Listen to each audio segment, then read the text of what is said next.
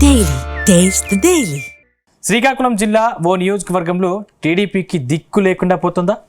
పొత్తులో భాగంగా జనసేనకు సీటు త్యాగం చేసి సొంత పార్టీ నేతను పంపి పెద్ద మిస్టేక్ని చేసిందా? ఇప్పుడు ఆ నేత టీడీపీ క్యాడర్ను పట్టించుకోకపోవడంతో ఇప్పుడు ఇబ్బందిగా మారిందా? ఇప్పుడు చంద్రబాబు, లోకేష్ నోరు మెదకపోవడానికి పవన్ కళ్యాణ్ కారణమా? అసలు నామినేటెడ్ పదవులు పసుపు చొక్కాలకు దక్కకపోవడం వెనుక స్కెచ్ ఎవరిది?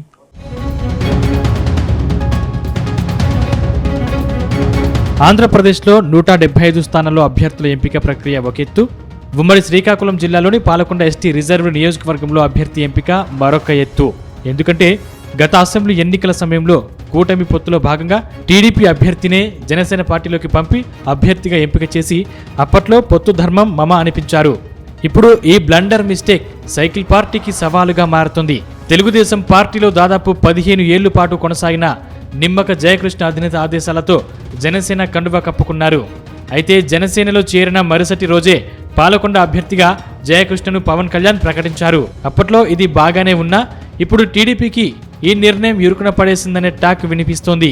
ఇక్కడ టీడీపీ ఇన్ఛార్జిగా భూదేవి ఉన్నా పెద్దగా పవర్ లేకుండా పోయిందనే చర్చ జరుగుతోంది.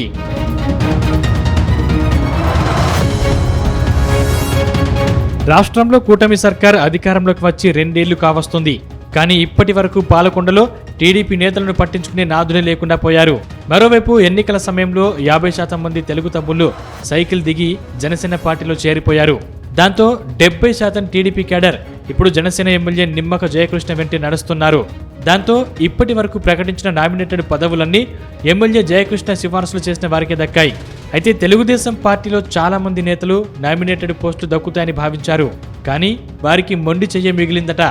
దీంతో అప్పట్లో టీడీపీ జనసేనల మధ్య కుదుర్చుకున్న అవగాహన ఒప్పందం ఇప్పుడు జనసేనకు బాగా కలిసి రాగా తెలుగుదేశం పార్టీకి మాత్రం కోలుకోలేని దెబ్బతీస్తుందనే చర్చ జరుగుతుంది.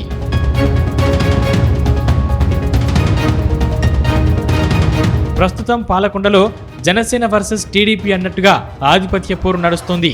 అయితే పాలకొండలో సమన్వయం కోసం టీడీపీ సీనియర్ నేత, రాష్ట్ర టీడీపీ మాజీ అధ్యక్షుడు మంత్రి అచ్చెన్నాయుడును రంగంలోకి దింపారు.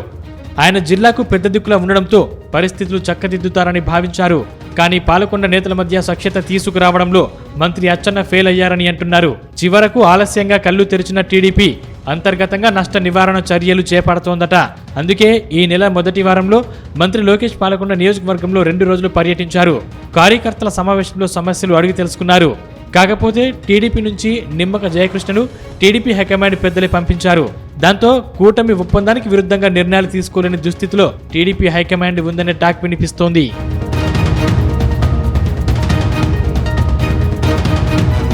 మరోవైపు ఏదైనా కఠిన నిర్ణయం తీసుకుంటే పవన్ కళ్యాణ్ ఆగ్రహానికి కారణం అవుతామేమో అని అంచనా వేస్తూ వెనకంజ వేస్తోందని రాజకీయ విశ్లేషకులు భావిస్తున్నారు. పొత్తు ధర్మం పాటించడం తప్పు కాకుండా టీడీపీ అభ్యర్థిని ఉభయల ఒప్పందం మేరకు జనసేన పార్టీ తరపున ఎమ్మెల్యే అభ్యర్థిగా గెలిపించడం ఇప్పుడు టీడీపీ భవిష్యత్తు ఆగమ్య గోచరంగా తయారైందట. ఇటు కూటమి నిబంధనలు ఉల్లంఘించలేక, అటు పార్టీ సిద్ధాంతాలను క్యాడర్కు చెప్పలేక పాలకొండ అసెంబ్లీ నియోజకవర్గంలో తెగ తంటాలు పడుతుందట. మొత్తానికి లోకేష్ పాలకొండ టూర్లో వాస్తవ ఇబ్బందులు గమనించడంతో త్వరలో ఎలాంటి నిర్ణయం తీసుకుని టీడీపీ స్థానిక లీడర్లకు, అటు కేడర్కు ఎలాంటి భరోసా కల్పిస్తారో వేచి చూడాల్సిందే అంటున్నారు.